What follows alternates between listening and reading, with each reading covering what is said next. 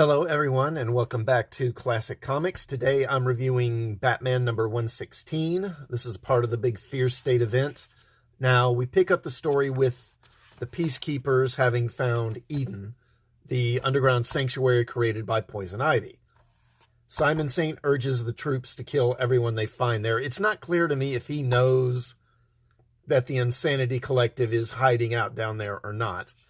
But they're confronted by Ghostmaker, who starts taking them out. Now, Ivy is enraged that they've intruded in her refuge. She's had her plants growing through the bedrock underneath Gotham for some time, and she's ready to collapse the city and just sink the whole city into the ground.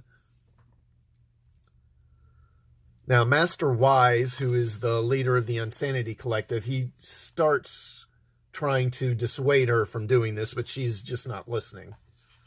Now, Batman and Miracle Molly are in the sewers trying to find Scarecrow because they know he's going to use the Insanity Collective's mind control machine to attack the population of Gotham and pretty much drive the whole city insane.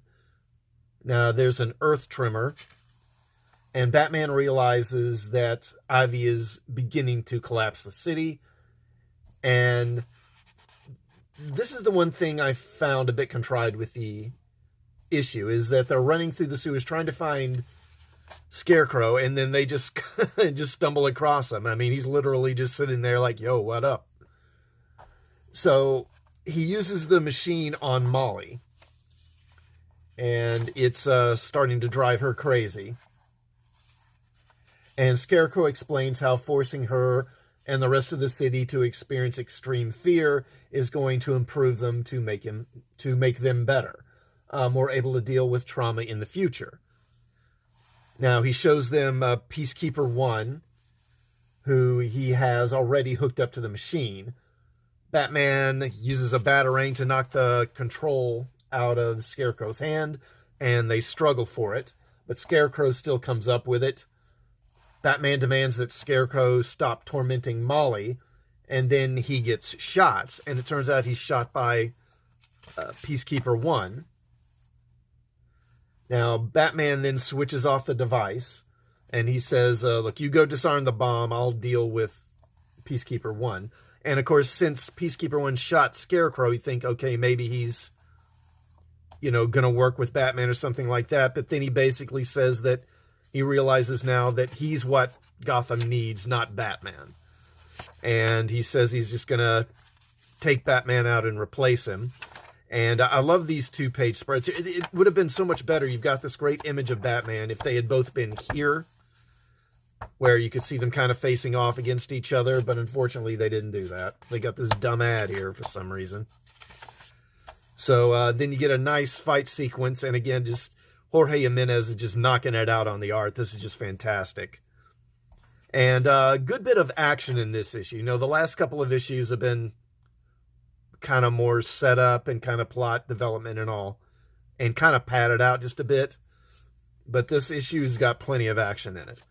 So while they're doing that, she's trying to disarm the device, and she wants Scarecrow to help her, but he refuses. And Batman uses some explosive batarangs that take out his cybernetics.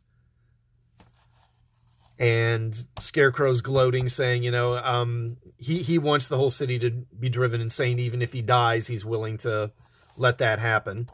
Meanwhile, down in Eden, Wise is still trying to persuade Poison Ivy from sinking the city, and she turns on him and says she's not going to listen to men ever again. And then Poison Ivy, or rather Harley Quinn, shows up and says, well, how about you listening to yourself? And so there's another Poison Ivy.